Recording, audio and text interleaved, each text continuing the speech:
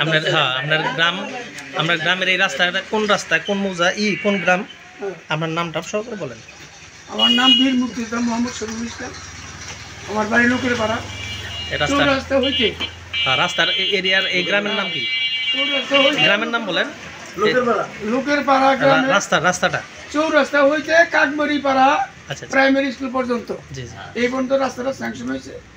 আজকে 4 মাস যাবত এই রাস্তাটা খনন করার পর কিছু বালু ফিলিং করছে, কিন্তু ভীষণ অবস্থা। এখন আমরা সাধারণ মানুষ যারা গ্রামে তারা চলতে ফিরতে পারতেছি না, কোনো ভ্যান দিতে চলে না, রাস্তা বেহাল দশা, কাজ কাম বন্ধ। এখন কর্তৃপক্ষ তো আমরা খুঁজে পাই না, কার কাছে জানাবো? এখন সাংবাদিক ভাইরা আসে আমাদের সাক্ষাৎকারে, আমরা এইভাবে বলতেছি যাতে দ্রুত আমাদের কাজটা সম্পূর্ণ হয়। এটা আমাদের ঠিকাদার প্রতিষ্ঠান সম্পর্কে ধারণা আছে আপনাদের? প্রতিষ্ঠান সম্বন্ধে তেমন ধারণা, তার বাড়ি হলো পাহাড়ে। এখন নাম জানাচ্ছেন? নাম হলো আব্দুল হামিদ,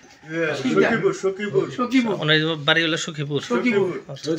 এখন পরস্পর শুনতেছি সে নাকি আওয়ামী লীগের নেতা কর্মী ছিল, এই জন্য তার পলাতক আছে। তার যে এক ব্যাংক অ্যাকাউন্টে যত টাকা পয়সা সব জব্দ রাখছে, টাকার বিনিময়ে, টাকার কারণের জন্য সে রাস্তাটা কাজ করতে পারতেছে না। এটি আমরা তাদের মাধ্যমে শুনতেছি। কতটুকু সত্য সেটা সৃষ্টিকর্তা সেই জানে। কাজটা তো সরকারি কাজ, এটা তো যদি ঠিকাদার পালা যায় বা হয়, এটা তো সরকারে ওই রকম ভাবেই করবে, যে তদারকি করবে।